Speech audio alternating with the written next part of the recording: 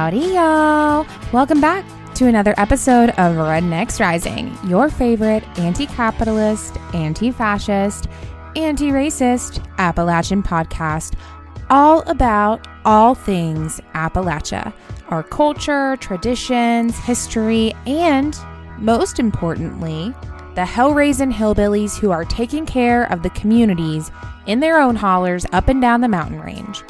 I'm your host, Chelsea, rooted and raised in the Great Smoky Mountains of Western North Carolina.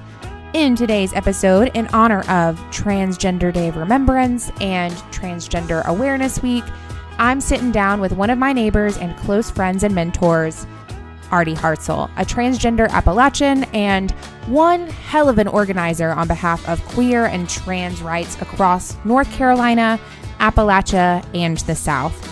Artie brings to the conversation so much wisdom and knowledge that fosters a rich discussion about the history of gender and gender roles in Appalachia, under-known transgender Appalachians throughout history like Lucy Hicks Anderson, Carlett Brown Angianlee, and Robert Eads. And we wrap up by talking about the current political and physical attacks on queer and trans youth. Before we get started, I also want to pause to acknowledge the fact that this podcast is dedicated to covering topics related to Appalachia, as well as being produced in the Southern Appalachian Mountains. And it feels really important for us to acknowledge the original peoples who lived on and in relationship with these ancient lands, which in my area happens to be the Eastern Band of Cherokee Indians, also known originally as the Salagi people.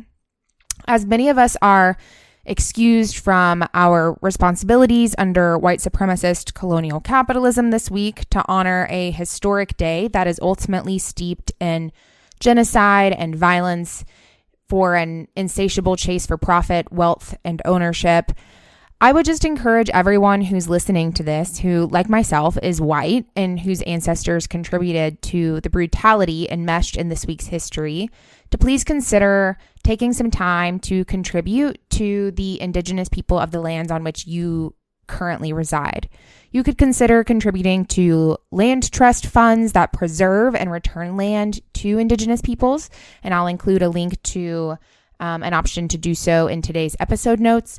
You could also consider taking time to learn more about colonialism and decolonization and the ways that we as white folks can act in solidarity with our Indigenous siblings. I will also add links to do that in the episode notes for today as well. And as you take the time to honor the lives that have been lost to white supremacist colonial capitalism, I hope that you also find some time to rest, rejuvenate your spirit, and reconnect with your own loved ones and traditional practices. If you appreciate or enjoy what you hear in today's episode, don't forget that you can support us and contribute to keeping this independently produced podcast alive and well by heading over to our Patreon alternative, which is a Ko-Fi or coffee page spelled K-O like knockout hyphen fi.com/Rednecks Rising. Rednecks is plural, no special characters. And by going to that page, you can throw a one-time tip our way, or you can sign up as a monthly contributor. You can also follow us and share us on social media. We are at Rednecks Rising, plural, again, no special characters, except for Twitter. And we can be found on Twitter, Instagram, and TikTok. And I'll pop all the links to supporting the podcast along with Artie and the articles and references mentioned throughout our conversation in the description notes for today's episode. And before we officially get started with today's episode, I did want to do one shameless plug for my friend Jacob Santino, who just had a book of his poetry published called Capitalism Stole My Virginity. The book is available at Barnes & Noble on their website. And please check it out, order a few copies and give some to your friends. Super proud of Jacob and his work, and the book is just great. And with that, I do believe that we are ready to get rocking and rolling. So let's dig into today's episode. Okay. So, hi, Artie. Hello. How are you today? I'm doing great. How are you? Good. Excited to be sitting down with my neighbor and friend, Artie, to talk about being transgender and the history of gender identity and transgenderness and queerness in Appalachia in honor of Trans Day of Remembrance, Trans Awareness Week, and all of the amplification and recognition of the lives that have been lived and the lives that have been lost throughout trans history and trans present day. So why don't you kick us off, Artie, by telling us a little bit about who you are? I'm Artie Hartsell. Thanks so much for having me. My pronouns are they, them, theirs. I came out as non-binary in 2010. For a long time, I presented femme. After that, 2017, I changed my name to Artie and started living a little more masked. But I think a lot of people would say that like I dress masked, but still have some femme energy. I live in Western North Carolina with my partner, and I work at a statewide LGBTQ advocacy organization, doing strategy around keeping LGBTQ North Carolinians safe and thriving. And then I also am a consultant with my business Pride Education Services. That is LGBTQ inclusion consulting for all kinds of sectors, whether it's you're a nonprofit or a business. We have a specific program called Project Embodied Welcome for churches because I'm a seminarian and I grew up in church. And so I have a special lens on that. And the work that I do there, I'm really proud of. It goes really deep. It's not just surface level like pronouns. It talks about LGBTQ history and culture and really how to celebrate the LGBTQ people in your life. I got my undergrad and graduate degrees in social work at UNC Charlotte. In my undergrad, I focused on LGBTQ youth and families, and I worked at an LGBTQ youth serving organization. And in my master's program, I focused on harm reduction with trans adolescents. So I believe in liberation for everyone and abolition, and that's kind of the vibe that I come from. I am a critical social worker, so I am very critical of the field and how we became social workers and what the field has been historically and what it can actually be for all of our freedoms and liberation. So, yes, social workers are going to change the world if we can get our shit together and stop replicating all. We have so many good skills and like so much great ways of seeing what's happening. But then it's like we do the things that we've been taught by white supremacy and capitalism that we have to do, not what we know is the right thing to do because we haven't been given that option. So we feel bad doing the thing we think we're supposed to be doing, but a lot of us don't know what the other options are. So. Mm-hmm. Yeah. And that's probably both a cause and effect of the field being largely made up of wealthy white women. Yes. Neither of us are either. So exactly. Yeah. So but that's, I've somehow managed to find my way into like partial social work TikTok, but like the radical social workers, a lot of like women of color social workers. And I'm always like, yes, we need you.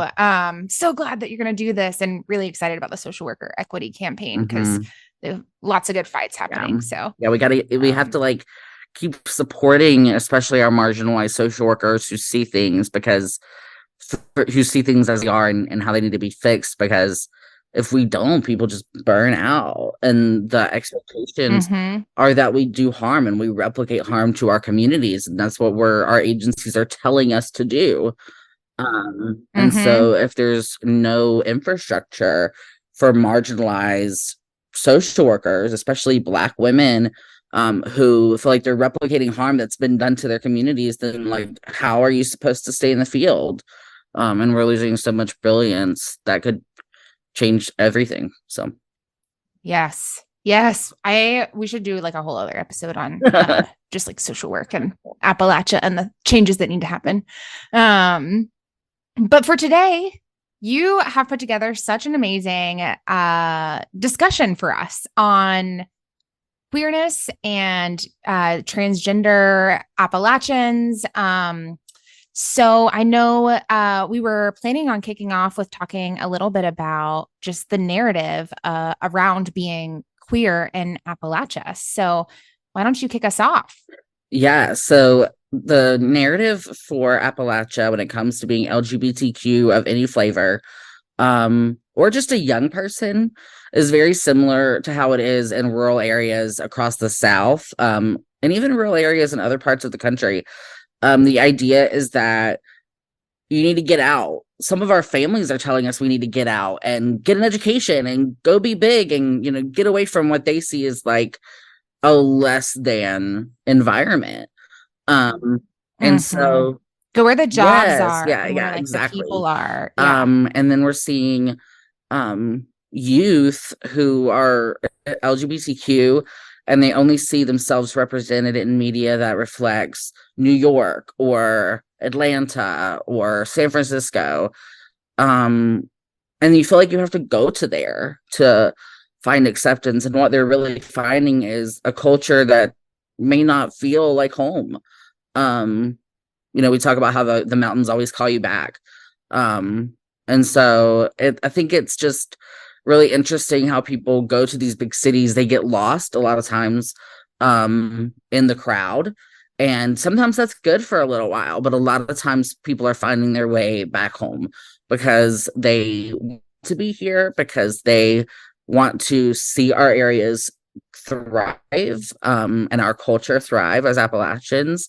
And so I think we find people reconnecting to Appalachia more and more. And one of the first things that I read when I was researching for this episode is an article by Ray Geringers, who grew up on a sheep farm in southeastern West Virginia and founded Country Queers, which is national, but it really focuses on doing oral history work across rural areas. So definitely in Appalachia. And they refer to us as Fabulachians because we're fabulous in Appalachians. Okay. And they mentioned the Stay Project, which I think is a really good place for us to kick off. And the Stay Project stands for Stay Together Appalachian Youth, and it's for people who want to stay here or reconnect. Young people are joined together to advocate for safe, inclusive, sustainable communities. And that's just a really good place to start. It's based in Central Appalachia, but I think, the idea could spread all over Appalachia of building the communities that youth want to be in, and keep our culture and keep what it means to be an Appalachian. Yes. And I have talked about, I know in like more than one episode, about this narrative about Appalachia that paints us as a monolith. Right. Like, we are backwoods, we are poor, white trash, cis, homophobic, racist, bigots. Like, we are one type of person. And that narrative, that is a story about us that hasn't been told by us, both causes like queer youth, trans youth to want to leave, because it's like, oh, this is the story about Appalachia. I'm not a part of that story. Like, I don't belong here. But then also is like a result of us leaving. And like, as we run away from our home, like, what are we leaving behind? Right? Like, if there's no more queer youth, if there's no more folks of color, because we're all running away to some like mythical story that belongs somewhere else, then it's only like solidifying that narrative about Appalachia. And we actually can fight that. And I think that's part of the calling back to the mountains, is like, this is part of my story. Part of, I think, the why I am, and I know we're going to touch on like gender in Appalachia later, but I think part of the reason that I am the type of human that I am, as someone who was born a woman and like has grown into this strong, like, just loudmouth, like non-masking person is because like I consider myself not just like a woman, but like a proud Appalachian woman. And like there's so much about Appalachia that has contributed to emboldening me to be the type of person that I am. And I talked about in the episode with Reverend Oliver Snow, like how really like we don't, like you said, like we go to these cities and we feel lost and we don't fit in. And like the culture of these other like middle class almost areas like don't have space for us because that is like that's the culture of conforming, right? Like conforming under this like ideal form of like capitalist whiteness, like normalcy. So yeah, and I think like this is a great place to kick us off because I think there's more and more of us. Like the reason I started this podcast, I think the reason that you're doing your work is because there's more of us who are like, fuck this story that gets told about Appalachia. Like I am Appalachia. Thank you very much. And my family is Appalachia and we have our own story to tell. So I love that about state. Yeah. I think, not only are people leaving, but people are moving here as well. And replacing our culture. I know that where we live, we are just like a magnet for rich Floridians who are terrible with property and politics. And if you are LGBTQ, they say, or have progressive views at all, they tell you to go back where you came from. They say you're not from here. You don't represent Appalachia. And I think that's so interesting because they moved here with an idea of what Appalachia is and assume that we are not from here because we are not that. And I think that really plays into it. Another part of this is, and we'll talk about gender roles in a second, but Appalachians are and we haven't talked about this yet, but like a lot of marginalized group, Appalachians are denied their sexuality in storytelling. And the only sexuality we get is like, I don't know how to say this in a good way, but like a Dolly Parton or hypersexualized.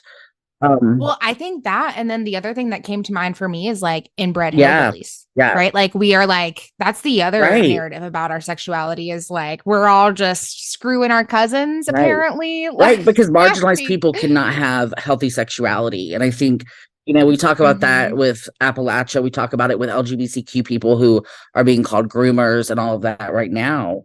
So the overlap, and that's what we'll talk about a lot, is the overlap of gender, race, being Appalachian, and all of those things, and how they come together, and how Black people aren't given a healthy sexuality, fat people aren't given a healthy sexuality, disabled people, Appalachians, poor folk, like, and then put us all in Appalachia where these stories are being told about every layer of our identity.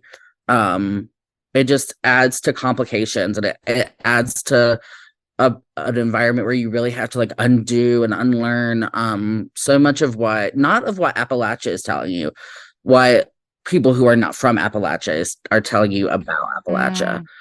So yeah, I call it the culture. Yes. TM, like capital T, capital C, the culture, white supremacist capitalism, like whatever. I feel like we all are starting to like see that it's there, this like matrix culture thing that we've all inherited that we did not consent to. And yeah, I was like getting chills as you were like describing the so many layers of unlearning, because I often describe like the way that I walk through the world is like the personal, the political, the spiritual, like they're all like a rope, like I'm constantly braiding them together, but it's also like so much of an unbraiding through that process of the poison that like has been poured into all the pieces of it, all the different strands, because of the culture. And like so much of coming back home to ourselves, like our true like Appalachian selves, like our queer selves, our whoever we are, like involves us also like, like literally pulling out like pieces of like pseudo selves that have been given to us. And it feels not great to do that, but like it does feel good on the other side of it once you're able to like replace it with the truth. It's so interesting to me. Two things you said really stand out. One is this idea of not masking, and I think Appalachia in a lot of ways is just unmasked. like yes, we get a lot of hate, but we are not conformed to this like capitalistic way of being. Like people try, like you think about like the Beverly Hillbillies, for instance, like they're just not conformed to this capitalistic expectation of productivity and what you're supposed to present and look like and what's polite society. Like we are just unmasked and we're ourselves, and more and more that influence is coming in and telling us who we're supposed to be. And I think people are learning to resist that, especially young people. The other thing that you said that really stood out to me was about undoing things and tearing ourselves open and like pulling out the things that were put on us that we didn't consent to. And I found that really overlapped with the idea of like gender affirming surgery. Almost like we are a person that has been assigned a gender, but as Appalachians we've been assigned, and white Appalachians in particular, like we've been given all of these narratives of who we are, of white supremacy, of capitalism, of everything that we have to undo and give back and say, no, that is not me. This does not fit with who I am. And so we are surgically removing those pieces from ourselves and rejecting them and saying, no, I did not consent to this assignment that you've given me, and I'm undoing it. I'm like gonna have to sit with that and probably cry later, because I'm like, oh my gosh, the connections. Wow. I mean, I think that's probably like a really great transition into the conversation about like gender and Appalachia and like this concept about like Appalachia is a lot less, I think, okay, both of us are coming to this, I think, from like a perspective that has been rooted in being socialized through like the feminine lens by those around us. And so recognizing that actually in Appalachia, probably those who have been socialized through the masculine social expectations actually probably do have a stronger masking experience. And but that said, like I think so much about that, like, so it's the unmasking. I probably used that term because I was actually I interviewed earlier today an episode that's not out yet as of you and I talking, but probably will be out. Actually, no, it won't be out by the time this publishes because this will come out before. But with Desiree Stevens, who does anti-racism work. And we were talking about neurodivergence and this idea that like neurodivergence is really just a way for us to categorize and label those who diverge from what capitalism needs of us in order for us to like maintain really like the slave class. And this idea of like masking in Appalachia and like not being masked just is so like, for me, in my experience, is like growing up poor, being told like, if I go to college, I'll get a good job, but experiencing basically like a decade of my life in like restaurant and like service industry, and then being like in the white collar world. And truly like I have sobbed over the way that I'm like, I truly like cannot fit in. Like it takes so much effort for me to just like be polite, like in the way that they want me to be, like, or else I'm perceived as like rude and like confrontational. And it's just like, no, it's just like, I'm just not right. Like I grew up here where I often say like, we're not the bless your heart kind of Southerners. We're the fuck around and find out kind of Southerners. Like we will tell you how it is. I want direct communication. Why are we wasting time with this politeness? Like, exactly. Say what you need to say, do what you need to do. Let's move on. Yeah. Yes. And so much of that, I wonder, is like if it's rooted in like how we've been forced to, like, Appalachia's almost been like the last frontier of survival. Like in a lot of ways, we've been like isolated and like forced to survive via like mutual aid and community and et cetera. And so we have been able to kind of like create our own roles in this. but yeah, this idea of like, it's so interesting to me. This idea of masking like has become a trend in the last couple of days. Think about how like if some of the clinical social workers we know came into Appalachia and were opening mental health clinics. They're not community-based, they're not from here. And somebody comes in, like, can you imagine the diagnoses that all of our families would get for just not being, of course, we have people who, have harmful actions and illnesses, but I just feel like if the system could get to some of our people in the mountains, they would give them so much medicine to where they just were not our people anymore. So and they have, yeah, right? Absolutely. I mean, the opiate crisis. Oh yeah, 100%.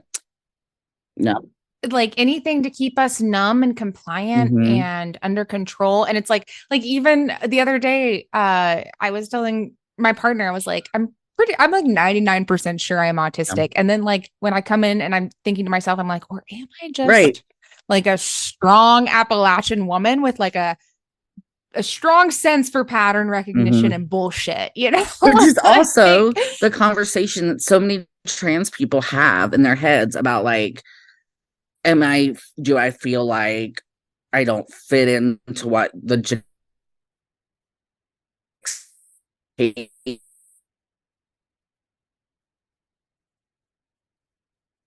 oh no, for people assigned female at birth, a lot of the questions. And so like for me,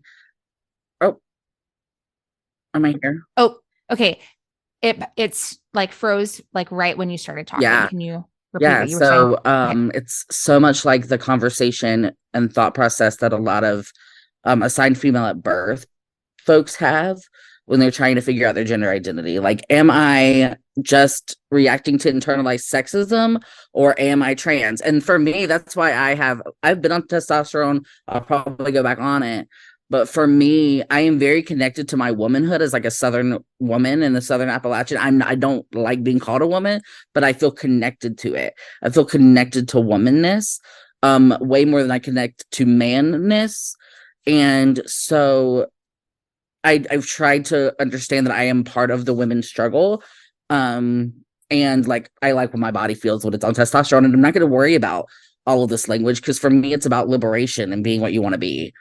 And like, yeah, like living in an unmasked way and bodily autonomy and doing what we want to present the way we want to present and do what you need to do. Like, we don't need all of these categories to be so binary and hierarchical. And but yeah, so oh my god, the overlap between like, am I autistic or am I just like not fitting in or not finding my way exactly right in this capitalistic society, which is a conversation I think we need to continue having around diagnosis seeking. Like my therapist said, yeah, you're probably autistic, you're probably autistic, but we're not going to give you an official diagnosis because that can ruin your entire life and take away your autonomy.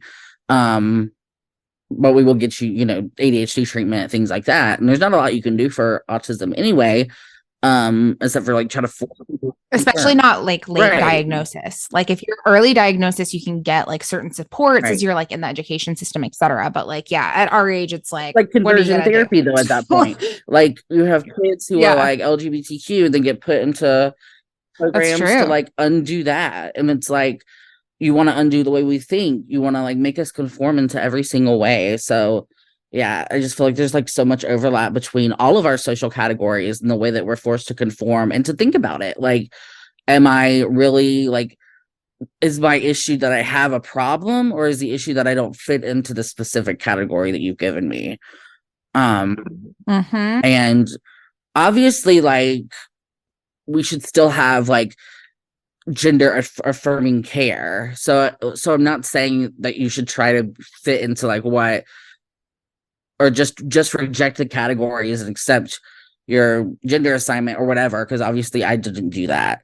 I'm saying understand the environment you're in and then do what feels right for you. So honestly, my mind is like blown as you were describing like the thought process around like particularly like assigned female at birth folks, because I specifically remember, so I like consider myself like I consider myself having so much masculine like presenting energy that I'm like in between like she and they, like I'm just like comfortable with both, but enough feminine energy that I'm like I am, you know, not a man, and never right, and I'm not either. It's so funny, like I'm like yeah. like whatever you call me, just don't call me a man. Please never call me sir, or I will lose it. But I have this just, I don't, okay. So CPTSD here does not have a lot of childhood memories. Same. A lot of shit happened. But I have this distinct childhood memory. I could not have been older than like 4 or 5.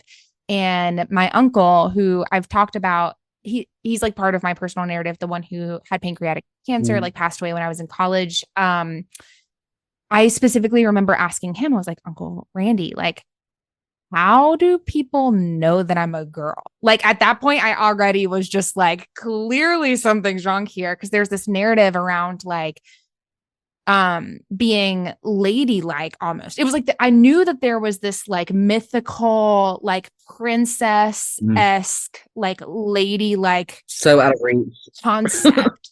Yeah. But I was like, but that concept was making me be like, yeah, this is not quite me. So like, how do y'all know that I'm a girl? And that's like when it was explained to me that there's like, biology, or whatever.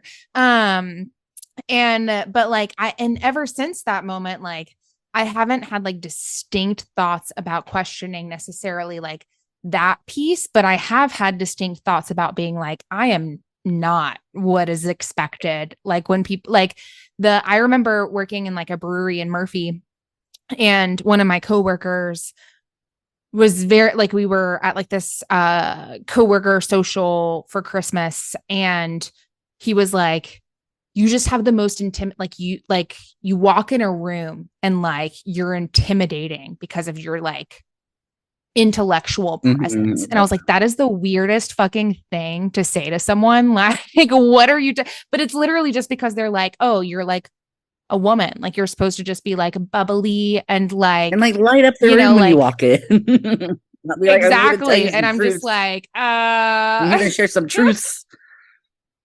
Yes, exactly. And like same thing in like white collar culture. It's like if I showed up the way that I show up as a man, I feel like I wouldn't feel nearly as secure as I do because I show up as like this, as people like see me as a woman. And it's like, but I have the presence of like, I ask direct questions. Like I'll be like, why did you do that?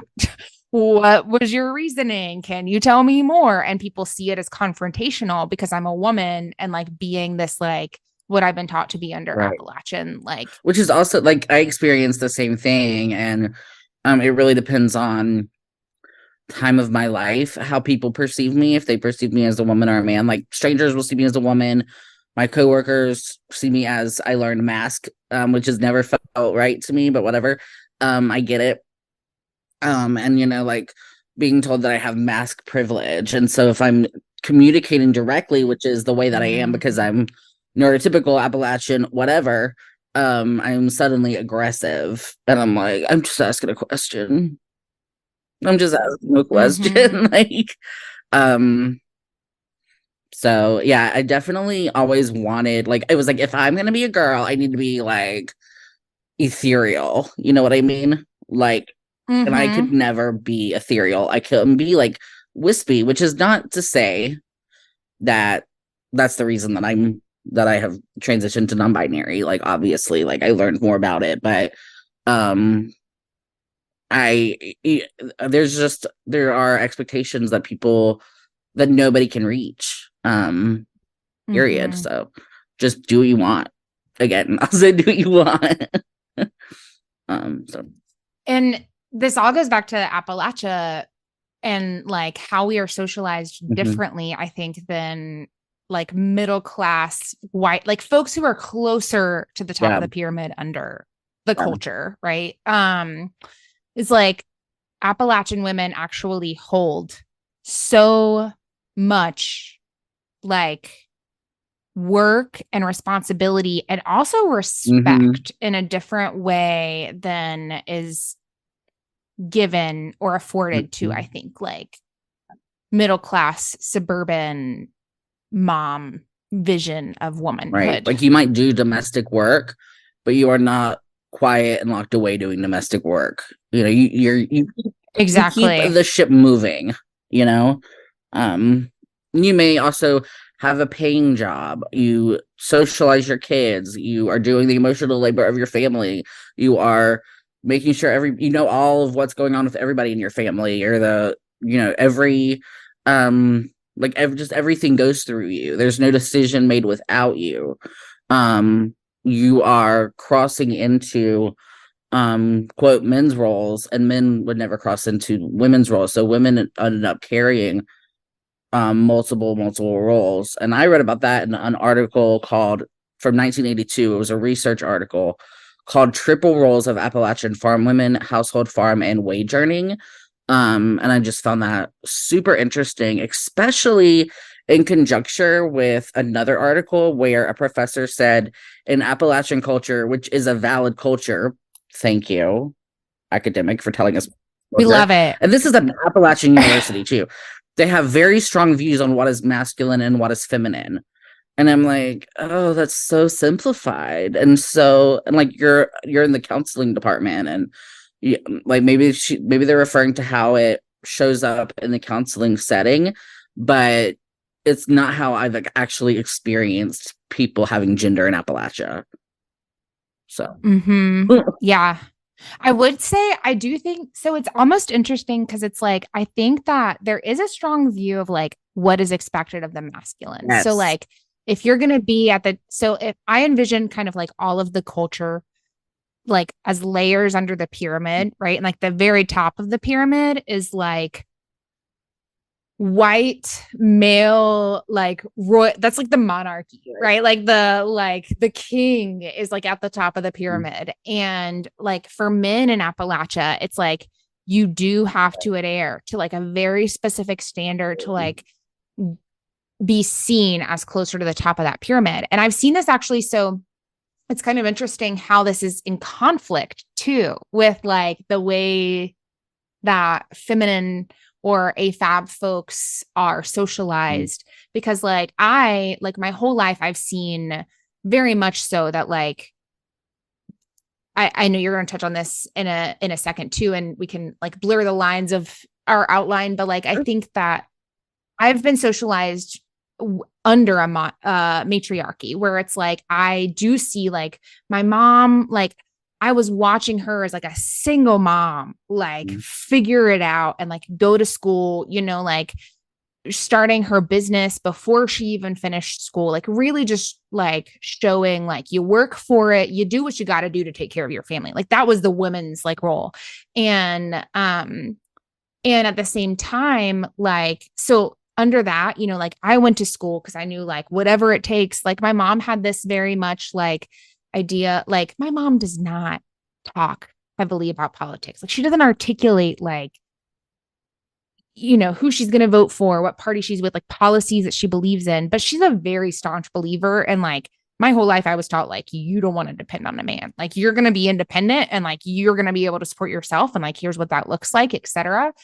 And so like, I did that knowing like, okay, well, like I'm always going to be the breadwinner, whatever that means under this system. And then now, like after having a kid with my partner who is a socialized man from Appalachia and who did not receive that same emphasis of like, here's the things that you're like definitely going to have to do to like keep it all together because it's all going to be on you. Right. Like he did not get that and like was not hyper trained to be able to succeed like under capitalism in the same way, and like ended up not getting a college education.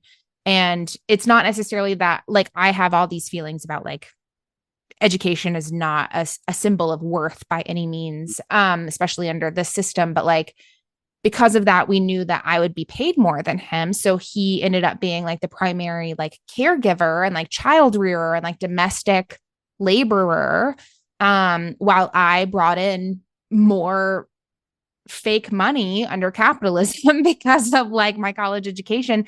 And then like the way that folks respond to that from our community, where it's like, I'm seen as like, wow, like Chelsea, like really like worked, got her shit together, did this, but clearly there's a failing on the other side because a masculine person would not be in a position of caregiving. Like the roles should be flipped. And that's a reflection on a failure on one side or the other, rather than like, actually, like, it's just that's a huge, like, and we know as folks who are socialized as like under this feminine views, like feminine labor is historically unpaid and underpaid and undervalued because it allows capitalism to have essentially, again, that like slave class, right? It's like if you're at home making food for the family, et cetera.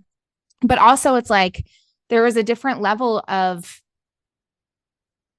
I think, even like looking back where my like grandma and even my mom like weren't necessarily the primary like financial providers. Like they've always been the ones who like had to, like they were always the ones who knew everybody, who knew like who was going through what issues, where people were staying, what people needed. Like they were putting the puzzle pieces together and like really keeping the wheels turning at all times. And I think in a way, like in my experience, it just got converted under like modern capitalism for like what it needed to be. Yeah, which is so interesting because we have these experiences where we're making connections and seeing what people need, knowing where people are, knowing what resources they need or have. I have a family member who literally like she's just moving resources from family to family member all the time. And I think it's so interesting how that plays into also like us being social workers, right? That's so true. I don't even know why I didn't think about that, but that is so true. Yeah. Another thing is like that I find really interesting is like white culture, especially under capitalism, is taught to be hyper independent, right? And we are not emotional people in Appalachia, like from my experience. We're not like super open. My family wasn't super open. Yours might have been different. We don't talk about feelings. You know, it's kind of like you suck it up and you get done what you need to get done. Anger is like the only acceptable feeling, right? You know, right? Which is a secondary emotion to a bunch of other ones. And I think that that's really interesting because that's something that like we definitely bring from like our European heritages and but at the same time in Appalachia, because of circumstances, we have to be interdependent. Like we didn't have the option of doing that type of capitalism because you just have to. If you want to survive, if you want your neighbors to survive, then you're going to be working together to make it happen because that's all we have. Just some cultural. I talk about a lot about how like mutual aid is Appalachian culture. Like that's like potlucks after church because we can all afford to make one dish, but if we all make one dish, we can all eat a bunch of dishes. Good. Like that. Exactly. Yeah. And the folks who were organizing, it's like, yeah, maybe the men were given the sermons in church, but the folks who were organizing the potlucks that kept everybody fed, and the folks who were like taking care of the babies in the nursery so that the sermon could happen in peace, like that was the women. The folks who were like, I didn't see Jessica and Bobby at this week's sermon. I wonder if everything's okay. It's not the male preacher who's noticing that. It's like the Appalachian women. And they're also teaching Sunday school. Where are my people? And bringing their families and everything else. Like, and they're the ones who know the Bible from the front to the back. And I'm like, whew. Like your family Bible is probably your grandmother's Bible. Like, so. Oh, you know what? That reminds me. I should ask my stepdad's mom if she has the old Bible that I used to read from at Christmas, because I hadn't even thought about that in a long time. Just sparked a memory. Memory unlocked. But yeah, I know that like that kind of takes us into the next article that you had shared with me about the working class women being too busy for gender theory, but still very much so being feminist. Yeah. I think it goes into, this article is a lot about Dolly Parton. and how she fits some Appalachian stereotypes, but also is very different than like from outsiders, she fits the stereotype of a hypersexualized Appalachian woman. From inside Appalachia, she got a lot of crap for the way that she presented, because she presented like what she would call the town floozy. Like that's who she modeled her look after. But I think it really sends home the idea that Appalachian women are doing what they need to do to get what they need to get done. Patsy Cline wore pants and got in trouble at the Grand Ole Opry for wearing pants, and like get in trouble by like a man scolded her, a host. And women are just they're not thinking necessarily, especially back then in Appalachia, about these academic concepts, not because they're incapable of it, but because it's just not the life.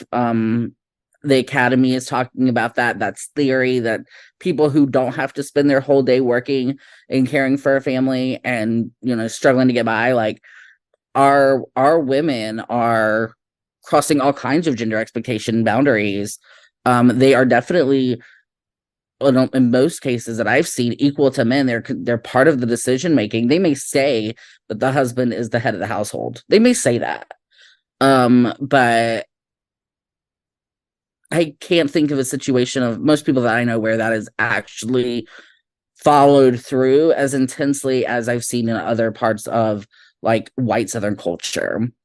Where women are like there are no women in my life who would follow a man's lead without question. Like they are involved in the decision making. They are independent. And if you are doing something that doesn't make sense, they're not going to do it. Like you may be handling the bank stuff, the money stuff, the businessy stuff, but she knows that all of that is to serve the greater family, and that's a role that you have. But if you're starting to mess up, she's going to see it and understand. She sees how it impacts the family, and there's going to be like conversation. These women are not going they're not going to walk into the dark after men. And I part of this said, working class women in Appalachia, they're also facing so many other barriers, right, than what people who have had access to academic education have had. I did one queer theory class and I left because it just like I dropped it. And I understand queer theory, but like just the like headiness of it was too much. Like get a real life. So I feel like that's why I haven't read like Marxist theory and like all of this political, because I'm just like, I get people, like I can organize people without knowing all of this wonkiness that has no applied meaning in my life. And like I can read a copy of like Stone Butch Blues, which makes a lot more sense to me as a lived experience.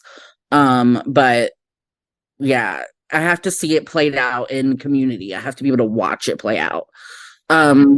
And so like I know the Marxist theory, but if I don't have a way to apply it visually in real life, then it's not going to make sense. But it talks about how like working class women in Appalachia are seeing like devastating outcomes of gender inequality because of hunger and access to legal system, access to health care, being underpaid and undervalued.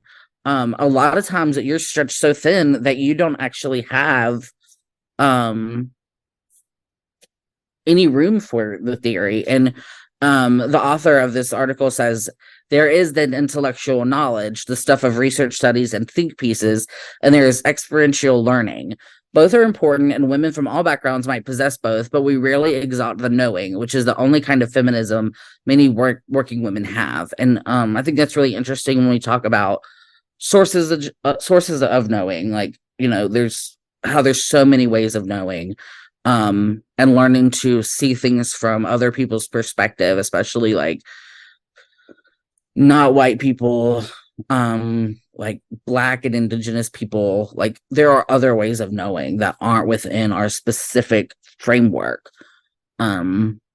And that's why so many Appalachian women and men like have all of this wisdom and knowledge that we can learn from. And if we know to listen, if we know to pay attention. Mm-hmm. So. Mm-hmm. Yeah.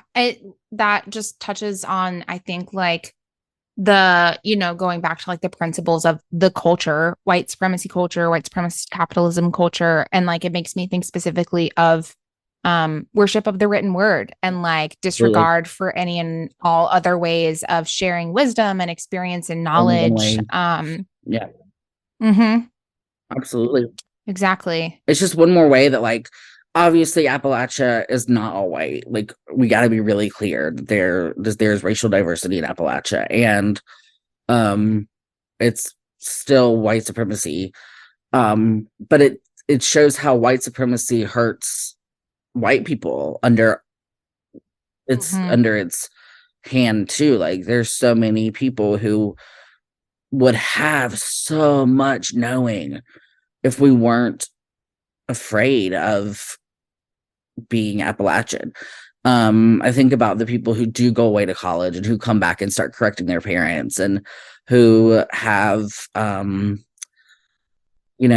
feel like suddenly feel they may not even feel like they're better than their family, but their families start to kind of get that vibe, that they don't think you're as good as the people at their college because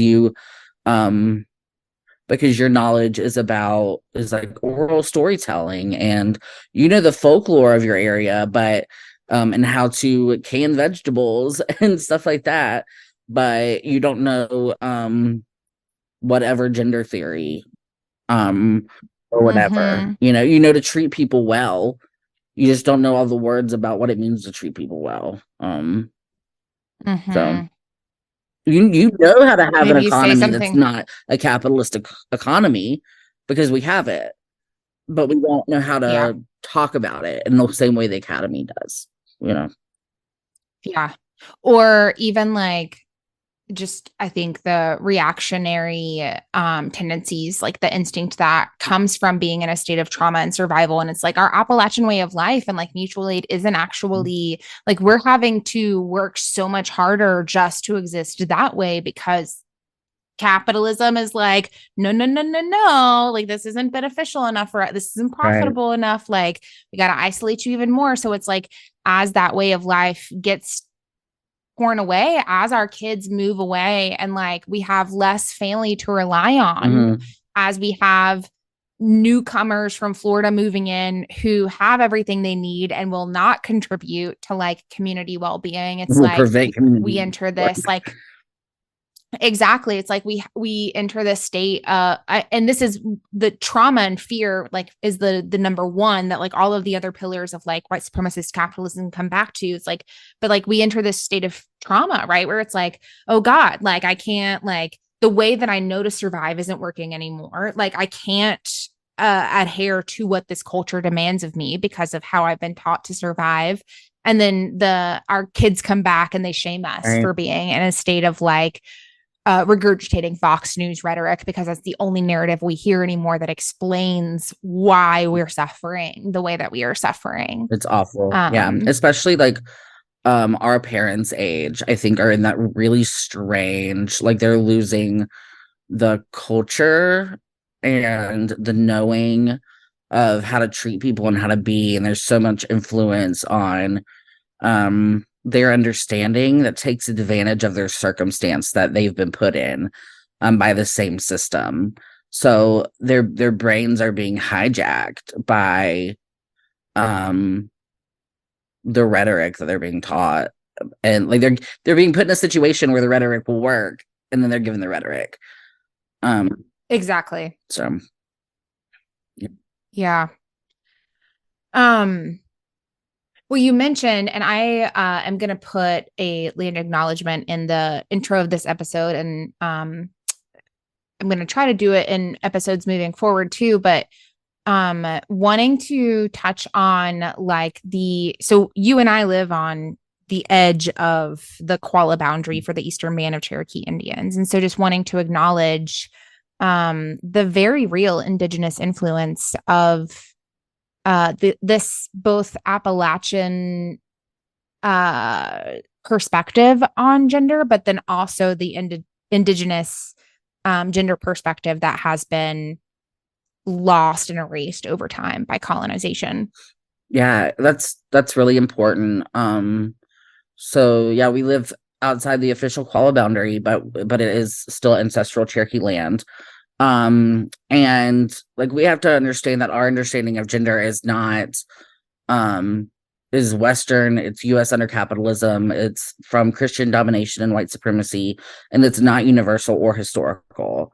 And we can't separate our knowing from that system from the Indigenous people who lived here before us. And then we also have to remember that we live in an area, in a country that kidnapped Africans who had their own systems of understanding gender. And that influence was here as well. In the same way that our food is African, Indigenous, and European put together, like where we live, so is our gender. But we're not all getting this great combination of amazing cultural food. We're ripping people away from their natural understandings of gender that might have been even freer. There's a book that I have not read yet, so I don't know actually the Cherokee concepts of sexuality and gender. I've tried to learn them, but it's taking a long time. There's not a lot of readily available information. And we have to remember that Indigenous people groups had different ways of understanding gender. They weren't all the same. So there's a book called Asegi Stories, Cherokee Queer and Two-Spirit Memory.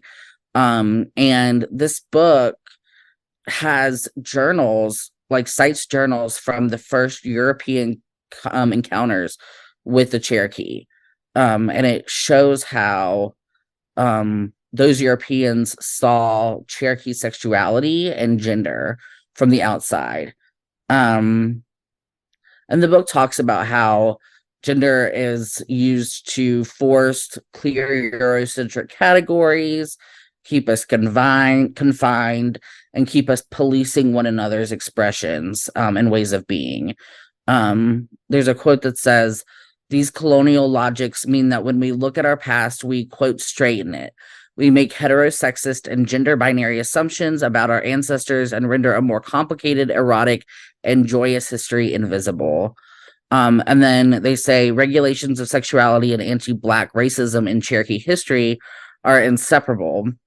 The connections between the control of our bodies, sexualities, gender, and land bases as Native people and the control of the bodies, sexualities, genders, and land bases of Black people are inseparable.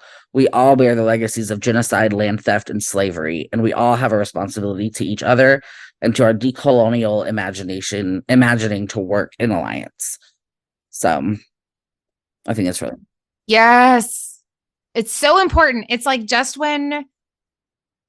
whenever I try to explain how I started the podcast, I'm like, well, I wanted to do an episode on Blair Mountain, and then I had to go back before that, and I had to go back before that. And eventually I just arrived at colonization and the way that our entire country was founded on genocidal profit picture. That was the whole thing. Exactly. And so it always goes back to decolonizing, whether it's decolonizing our concept of gender or whether it's decolonizing our concept of community or Appalachia or workers' rights, all of these things. It literally all goes. It's now and this again, when I was talking earlier, and I was the veil, the matrix, whatever. It feels like the matrix because it's once you see it, you can't unsee it. It's everything I talk about, it just ends up back there.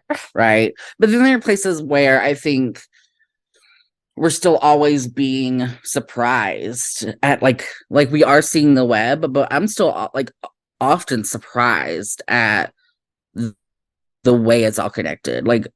Oh, I didn't know this thing that I've done every day for my whole life is because of white supremacy or because of colonialism. It's just amazing to me. I saw some video where people were talking about on TikTok the foods that presidents liked, and somebody said spoon bread, and she said, well, I don't like bread pudding. And I'm like, well, spoon bread is not bread pudding. So those two things are different. And then another creator who's a food historian said he wouldn't have had that without, the people he enslaved. But it's also indigenous food. Like spoon bread also is indigenous food because it's cornmeal. So it's just interesting. It's just all interesting to me how it's just really like we are a culture that is in Appalachia so influenced by not just white colonialism. I think we've done a lot of harm, and I think that thankfully some of those cultures have stayed and survived, and like we have the Eastern Band of Cherokee Indians because they stayed when they were forcibly removed.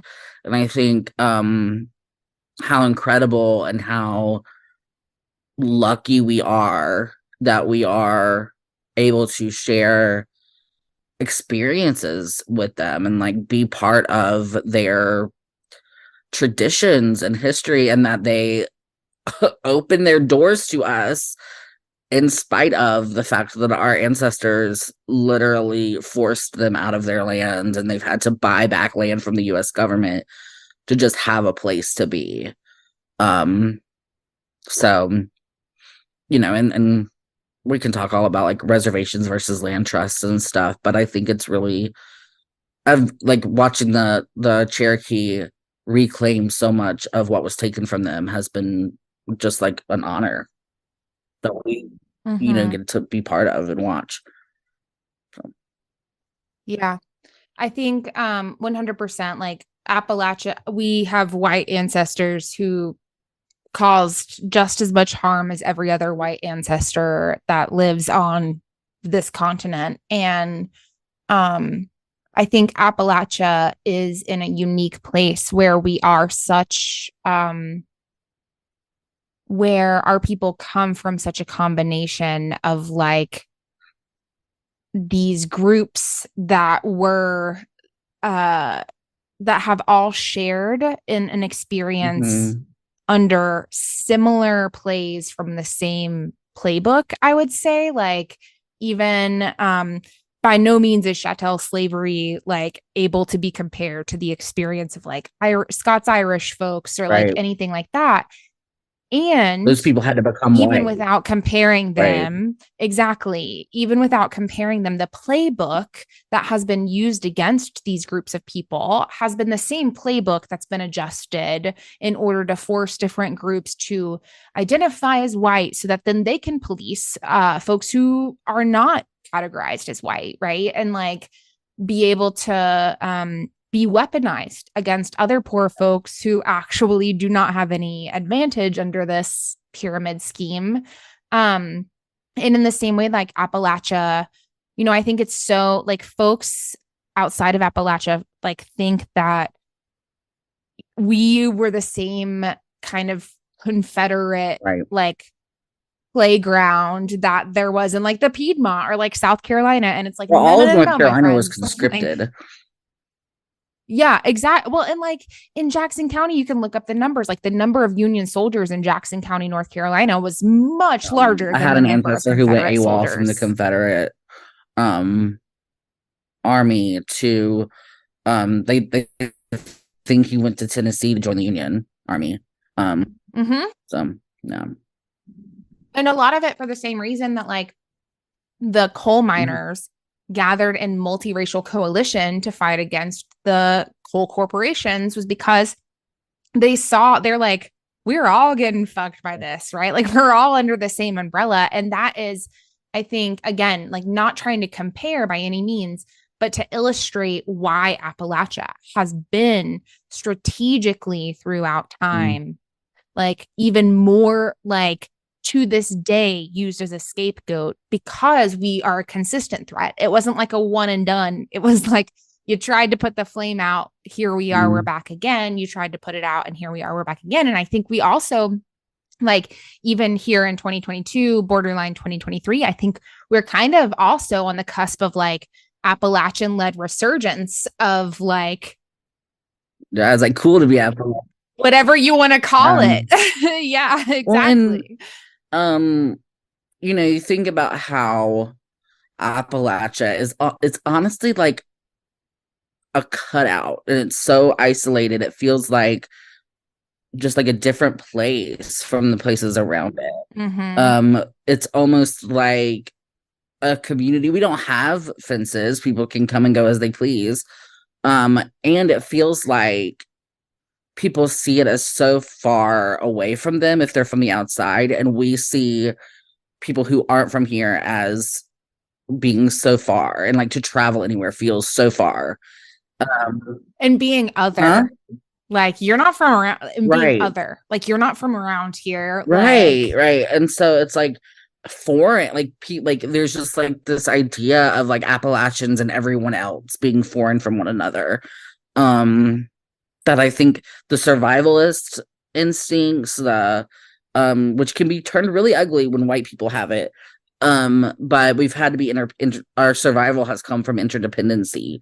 And so all of our cultures working together in this like harsh area, especially historically, to just be like, if you like, sometimes I'll drive on the Blue Ridge like when you're not supposed to, and it's like foggy and stuff, and I just think about like before this road was here, like yes, like people live here and people survived this like ridiculous, you and I live in a temperate rainforest, literally. Exactly. We literally live in a rainforest. And then we have snow and fog and just the weirdest weather and animals and just biodiversity, and people like survived by being together. And I love that. And I think that queer culture across the country, because you have to have chosen family, you have to have just people that support you who are like you, because we're not usually born into people who share our marginalization. We've had to do the same thing. We've had to build mutual aid and interdependency, and it's just very, very parallel to Appalachia in so many ways. Mm-hmm. Which I think is actually another great segue into the idea of like queer history in Appalachia, and the idea that like uncovering our history is something that we have to work for, because I think even as Appalachians in general, Appalachian history is something that we have to work for. Like, I think about this podcast and covering the Blair Mountain episode. It's the first time I'd ever literally ever learned about Blair Mountain to any like, and I'd heard that, I knew it was like cool, it was a big deal. It's like that, but that's it. Like, I had no idea like the depth of the situation. And I think that like that is something that I've been following a couple of creators on TikTok who are Black folks leading kind of like anti-racist work. And one of them just started this project where he's helping Black folks to uncover their ancestry and their heritage. Yeah. And it just speaks to like anything that doesn't fit this white supremacist capitalist narrative is just wiped disappeared off the face of the planet. Disappeared. Like people who are like thrown away, or like queer people, for instance, being removed from their families and put into asylums and literally disappeared. Yes. I don't know about you, but I had 4th grade. North Carolina history was 4th grade. And for me, all of our history, it seemed like, was the colony. Like the Wright brothers? Yeah. The Wright brothers and the colony. Like, why do I care about East? I mean, okay, no. Yeah, we spent more time on Roanoke right. than we did Appalachia. I'm like, this is right. We're 30 minutes from the Tennessee and Georgia state line. Like, we should be learning about the mountains. We're closer to those capitals than we are to our own. Like, tell me about where I'm from. Tell me about where I live. And it feels like the connection to that is getting lost. And this reminds me again of like the Cherokee. Like, they're literally they have language classes where people are learning a language together. Like, reconnect some of these threads. And I'm glad that there are people who are pulling our history forward, even though it's so difficult to even find sometimes. Because especially since we're very an oral culture, we shared a lot of our stories orally. Yeah. Even the spooky season episode that I did of the podcast where I was like trying to find the Tailybone story, like I was like, I had to think the reason I had heard the stories from Appalachia, including Spearfinger, which is a Cherokee legend, was because my art teacher used to play a cassette tape with like all of these different stories on it, like during the spooky time of year. And I had to put out like a call on my Facebook to like all of my high school friends, be like, do y'all remember what that tape was? Because like even to our childhood, it was like oral history that I had to like dig to find the connection to somewhere in the internet. Yeah. And thankfully, like, there are people doing Appalachian history. There are people doing queer history of the South. There are people doing queer history of Appalachia in particular. There are organizations in Kentucky and West Virginia and North Carolina and Tennessee and just everywhere that are pulling together their histories. And I'm really excited about that. When one of the co-founders of Invisible History Project, Josh Burford, lived in Charlotte, when I lived there, he built the UNC Charlotte, he built the Charlotte LGBTQ archive, and it's huge. It's massive. And I had some stuff to give to him, and I was really reluctant because I was like, you're going to take our stuff and you're going to put it in a box and you're going to like write what it is and we'll never see it again. And he was like, no. I mean, kind of, but it goes on display. You can go look at it, but really it's about keeping that access alive. Like, I am one person who had a couple of things that could have died with me and nobody would have known what they were. But he was able to pull stuff together and tell a story about where I lived that I didn't even know about. And now he's doing the same thing in Alabama, Georgia, and Mississippi. And there are people doing it in like Southwest Virginia and just literally all over. And I am really blown away by, I'm continuously blown away by Southerners and Appalachian people who have resisted and existed in such broad, beautiful, liberated ways that, like, that's the reason they get shut down, because they're not conforming to the capitalist white supremacy expectations. Not that we don't sometimes do the bad things, but we also, like, historically have these threads of, you can't tell us what to do. Like, who are you? I did find some stories of 3 trans people. One of them I had known about before. Do you want to talk about the 2 first people that we talked about? Or yes. Starting with Lucy. Let's talk about Lucy. So when I started researching this episode, before Artie put together all of their wonderful research, Lucy Hicks Anderson was one of the first folks that I came across. And Lucy Hicks Anderson was actually a Black trans woman who was born in Waddy, Kentucky in 1886, y'all. So before the Mine Wars, like before the big Appalachian history that we recognize. And from the time that she was just a kid, she insisted on wearing dresses to school. So much so did she insist that she was a girl that her own mother took her to a doctor, who suggested that she just let her child live as a female. And by the age of 15, she changed her name to Lucy. She then left home and married her first husband in 1920 before divorcing him. Say what? I was just saying she moved to California in 1901. Right? Oh, really? Oh, my resources, it doesn't mention that in the one that I'm reading. I'm mapping. Probably, yeah. So she was born in 1886, and so she would have been 14. At 15, she left Kentucky, is what I read. Okay, so we're saying by age 15, she changed her name to Lucy. She left home. She moved to California. She married her first husband, divorced him 9 years later, worked on her own for a while until she saved enough money to own and operate a brothel in Oxnard, California.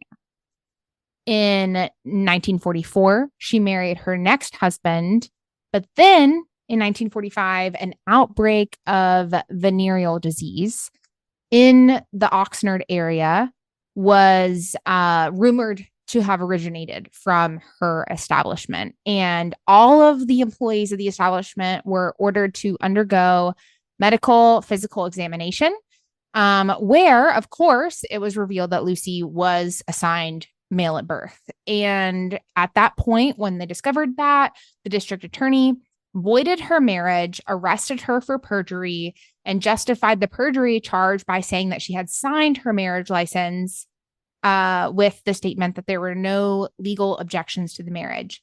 Both her and her husband were tried by federal government.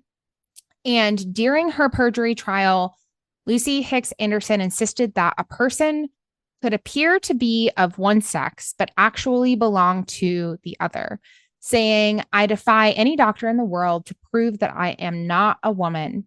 I have lived, dressed, acted just what I am, a woman." She was placed on 10 years probation as an alternative to prison. But when the government concluded that she had been illegally receiving Anderson's allotment checks as the wife of a member of the U.S. Army, the couple was tried and convicted of fraud.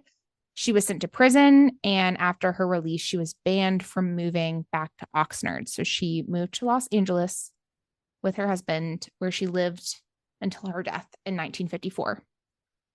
Yeah. And this story to me is just like, it's just so, it's like the core of it, right? Like, I'm like, if we're like looking at like the layers of oppression and the ways that like capitalism and the binary and these like assignments and labels are given to us, I'm like, Black trans woman born in Appalachia in 1886 at the turn of the century. Yeah. At the turn of the century, I'm just like, this is like her story. Lucy's story is it's the epitome. Like, it should be on the this should be on the front of our history books. Like, honestly. Right. And they called her the first trans person in history to fight for marriage rights, because she was literally fighting for her marriage. Like, if you go to there's an article from ACLU Mississippi, actually, that like tells her story. Yeah. And like a doctor telling her to live as a girl, and yeah, at 15, which would have been, or no, before she was 15. So like in the late 18, like at the end of the 1800s. Yeah, it says that in her community, she raised enough money to purchase property, which she used to start a boarding house and a bordello.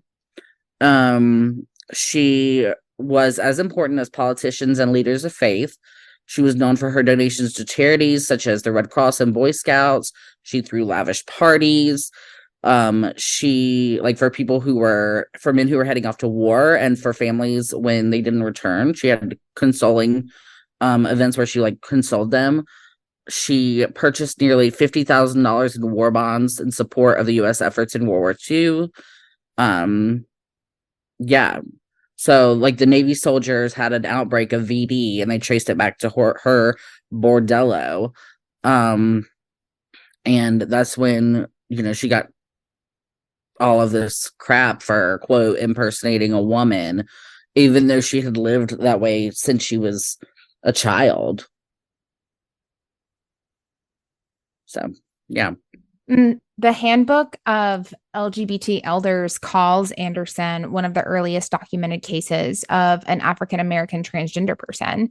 So it just goes to show, too, like, how interconnected our histories are. Like, capitalism, when it erases the history of Black folks, it is also erasing the history of Appalachian folks. And when it erases the history of Appalachia, it's erasing the history of all of the folks who were indigenous to this ancient Appalachian land before colonization, and like how it really just goes to harm all of us. Like, it's just not, our history is like denied to LGBTQ people anyway. Like only 17% of people get any kind of LGBTQ education in any grade level, including college, university.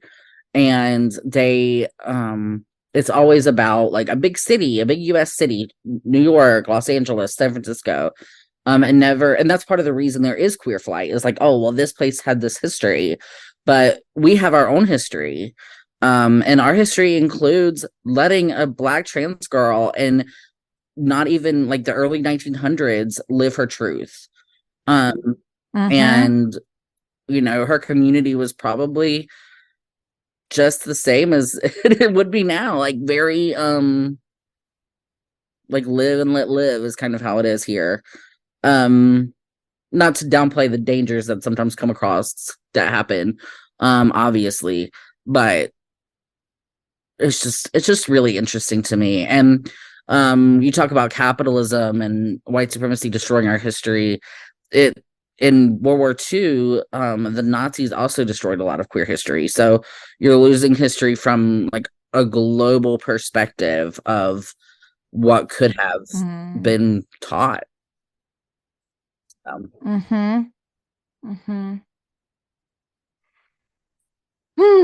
want me to talk about Carlett Brown Angianlee? Yes. Okay. So Carlett was originally from Pittsburgh, the largest Appalachian city. She was a shake dancer and became the first Black American to plan a confirmation surgery. So she volunteered for the Navy in 1950. She learned that she was intersex after that. Before realizing she was intersex, because she'd been living as a woman, the Naval Hospital admitted her for, quote, mental illness, because they thought she was like cross-dressing. Like they thought she was assigned male at birth and living as a woman, which is what she thought too, but they said it was a mental illness. When she was further evaluated, they discovered, quote, female glands, probably like ovaries, and they offered to operate and remove them. She declined and asked them to remove her male sex organs. And the medical staff said that they could not perform such an operation, and that she would have to go abroad to Germany or Denmark and renounce her American citizenship to receive medical care, which is common that people would go to Germany or Denmark to do this. So Christine Jorgensen is a white American woman who was transitioning about the same time and was getting gender confirmation surgery. But Christine, she was a white trans woman with Danish heritage, and she was able to go to Denmark, keep her citizenship, get her surgery, come back to the US, and become a famous actress. Carlett, a Black trans woman, received special permission to go get her surgery in Denmark. Oh no, sorry, that was Christine. She went to Denmark. She never she became a Danish citizen. She never got her medical care. She struggled financially, and then she was imprisoned for wearing female garb, and no one knows what happened to her later in her life. So those very stories that seem like they could have started in very similar places. Christine was from the Bronx. Carlett was from Pittsburgh. A Black trans woman, a white trans woman. Christine served in the Army in World War II, before she pursued her gender affirming surgeries and stuff. But Carlett did everything that they said she would do. She got Danish citizenship and renounced her American citizenship, and she still didn't get her medical care that she needed. Christine kept her citizenship, went to Denmark, and was a celebrity and got to be wealthy. And I think that really paints a real parallel of, I mean, we see that today, of the different outcomes that can happen when you add being Black to your layers of identity. Your outcomes become so much worse because of white supremacy. Your statistical outcomes, I should say, not your definite outcomes. But Yeah. And the layers of just oppression and brutality and violence that are experienced. I also think it's interesting though that like so going back to this idea of like, so, you know, Appalachia is like a region that spans from like north to south. So we've kind of got these overlaps of like, you've got Southern Appalachia, then you've got Northern Appalachia, and you've got this Black trans woman in the late 1800s who a Kentucky doctor is like, just let your kid live as a girl. Like that's her thing. Like that's who she is. It's fine. But then you've got this Black intersex human being in Pittsburgh, Northern Appalachia, right? Like the opposite side that doesn't get nearly as, I mean, they do to an extent, but not nearly as much, I think, like shit on and like scapegoated for the problems of our country. It's like who could not even get the gender affirming surgery that she needed. And like, no one knows what happened to her. Like, it's just, I think it goes to show that like, there's this intentional manipulation of like the narrative around these pieces so that like we're all less confident and feel less safe in our home places. Yeah, I think that's right. I definitely think there is a power over where people are being pulled out of Appalachia, like, and the country, the system, the capitalism, everything benefits when people abandon Appalachia and become part of and assimilate into a larger, like the larger desire for capitalist America. And it's one of the reasons that we are systematically denied services, denied what we need, and literally like cut off. Like when they did the Hunger Games, they literally used our community that we live in to film it, to film District 13, the like worst of the worst, isolated town that had rebelled and gotten erased from Earth. But then they also like District 12 was also like Appalachia, like the places where you're furthest away from the capital, like the closest you got to the capital, the number got lower, and these are the furthest ones away. And as you move away from your area, you can't really do that in the Hunger Games, but in real life, the idea is that if you get out of Appalachia, you get closer to power. And I think that's true of all of our like oppressed identities and marginalized identities, is we want to be as close to power as possible. So you see like Appalachians selling out, you see white people like selling out, like you see like, for instance, white LGBT people selling out trans people and queer people of color, and just to have that you see white feminists selling out brown and Black women and Indigenous women. Exactly. And so it's the same idea as like, if you can get out of Appalachia, if you can talk about how Appalachia is what everybody says it is, if you can make money doing that, as in many cases, then you can be accepted into this larger framework and have the power over. And, you know, what's his face comes to mind. You know, the one that wrote the book. Oh, Vance. Yeah.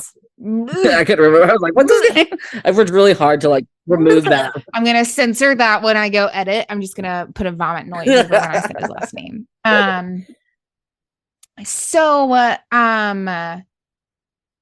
For the sake of time, I want to briefly mention Robert Eads, but we don't necessarily have to go in depth into Robert's story because we are like an hour and a half into recording. But for those of you who haven't heard, like me, of Robert Eads, Robert was from Toccoa, Georgia. So like the northern Appalachian Mountains of Georgia. And there's a documentary about Robert's final days of his life called Southern Comfort that was made in 1999. And in particular, Robert's story. So it's interesting because we started with like Lucy at the end of the 1800s, and then Carlett like mid 1900s. And then Robert's life was really wrapped up at the end of the 1900s. And the discrimination that Robert faced when seeking treatment for ovarian cancer as someone who was assigned female at birth, but who was a man for his entire life, really goes to illustrate the danger that can come about when we deny human beings just gender affirming care in general, whether that is adjusting or changing their sexual organs, or whether it is taking care of them in a way that a different gender from what they were assigned at birth might receive. In Robert's case, although identifying as a man, was born with female sexual organs at birth, and in his latest years of life, was diagnosed with ovarian cancer and was refused treatment by numerous doctors who were worried that treating him would 20 doctors all throughout the Southeast, who were worried that like just even treating this human being for ovarian cancer, just providing treatment, would ruin their reputation. And I mean, Robert went on to explain that like all of the fighting that he had done throughout his life, at the end, you know, the cruel irony of the diagnosis was that he had wanted a hysterectomy all along, and that it was kind of a cruel joke that the last and only part of him that was really female was trying to kill him. And there was also, you know, I think it's so interesting that like there is this piece of the medical industry that is all about just again, and this goes back to like the worship of the written word, but like diagnosing us and caring for us really through the lens of like white, cis, hetero patriarchy that is like not conducive to even like cis women, but much less like transgender women or transgender men, like, or anyone in between, like getting the care that they need in order to truly thrive and live healthy lives and be heard and believed and seen in whatever their medical struggles are. Like there are, first off, I think everybody should watch this documentary. I think you can like stream it on Amazon or something. I'm sure there's somewhere where you can stream it. It's very much like home video, but it shows like Appalachian queer community in like the late 90s. And I think it's just like a perfect, like just good capture. But I do want to, you know, say that it's very similar to me that of like, yeah, like cis women who go to the doctor and are like, I will not have children. Please tie my tubes or give me a partial hysterectomy or whatever. And the doctor is literally like, you have to be 35. You have to talk to your husband. You have to do this and this and this. And it's all very controlling. Like even if you have a condition that you need a hysterectomy for, they will leave as much in there as possible to make sure that you can still bear a child. Like he was not going to bear a child. His documentation, I think, still says male. So there's all the issues of like trying to get it covered if you're a male trying to get a hysterectomy. But thankfully there's been a lot of advocacy in this area, but it's still definitely a hard part. And they literally wouldn't give him a hysterectomy to keep him alive. So gender affirming care can save lives in multiple ways. Like when we deny gender affirming care, it increases the risk of suicide, but also we're like Robert couldn't even get it to save his life from cancer.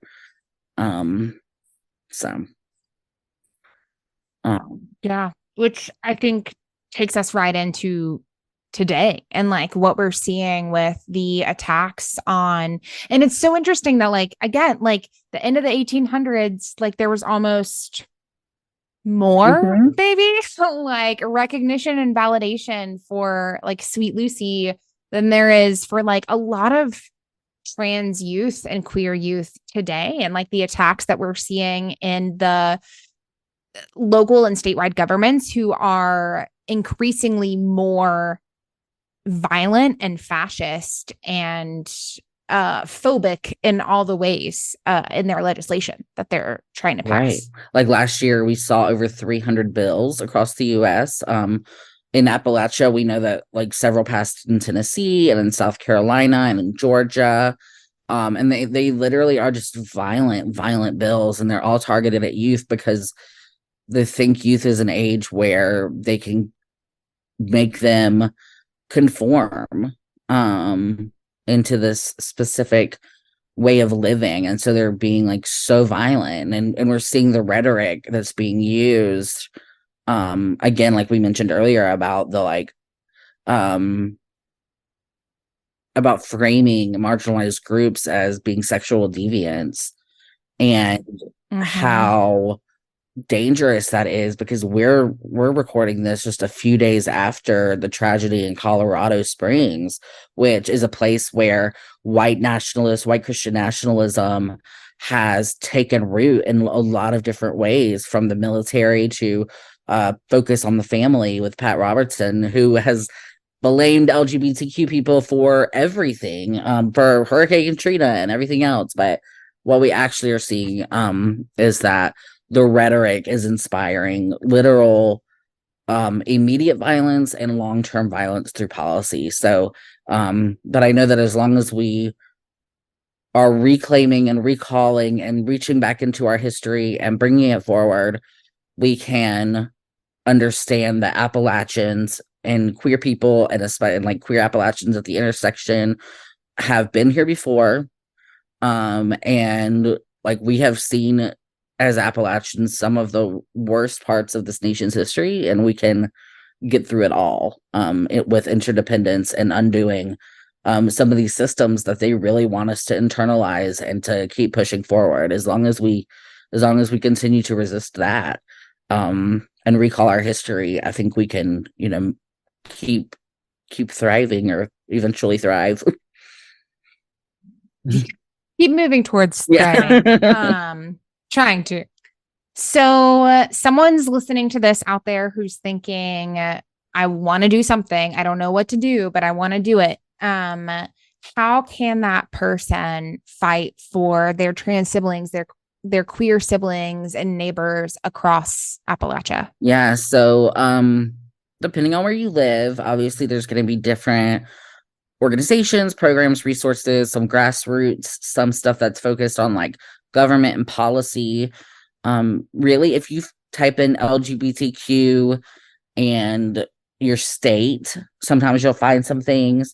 If you have a university that's in your area or in your state, they might have like an LGBTQ department, like an intercultural department, or like an LGBTQ center on campus, where they will have resources of youth programs or advocacy programs that you can volunteer at, or that you can donate to, or whatever. And there's a lot of historic, a lot of archives across Appalachia too, around LGBTQ history in Appalachia. And I definitely think taking some time to look through some of that. A lot of it's online. LGBTQ, just Google LGBTQ history Appalachia, and you'll see so much rich history. And I think that is like our mandate, almost, as queer people trying to maintain a culture and Appalachian people trying to maintain a culture, is to understand our history. And it's available. Understand it and fight for it. Stop running from it. Yes, exactly. Yes. Oh my gosh. Well, thank you so much, Artie, for coming on the show. I'm going to put Artie's Pride Education Services and Artie's podcast links in the description notes, along with all of the articles that were referenced today as resources. And a couple of links to places that are good starting places for options for plugging in.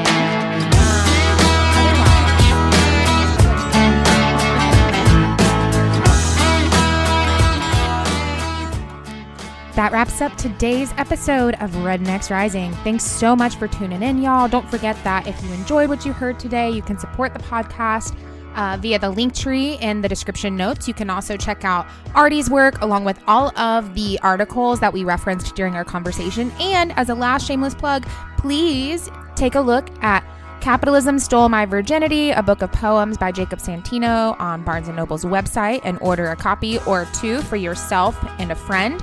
And with that said, y'all will be getting one more bonus episode this week in honor of Transgender Day of Remembrance and Transgender Awareness Week, featuring the author and illustrator of My Wings Are Wrong. So stay tuned for that, and Lord willing, and the creek don't rise. We'll see y'all then.